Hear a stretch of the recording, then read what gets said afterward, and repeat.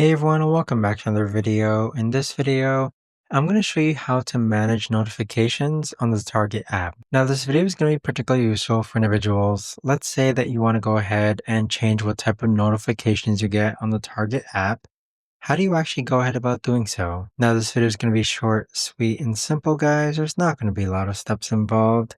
Now, in order to do this, what you're first going to do is log on to the Target app. Next, click on the bottom right hand corner where it says My Target, then click on the gear icon on the top right hand corner, then scroll down and then click on Notifications. So here's where you can have notification preferences adjusted so you can have updates on orders or deals in marketing. But that right there, guys, is the best and easiest way that I know of to actually go ahead and manage your notifications on the Target app. If you guys know of a better or easier way to actually do this, let me know in the comments down below. I would love to know. Thanks so much for watching, everyone, and I'll see you guys all in the next video.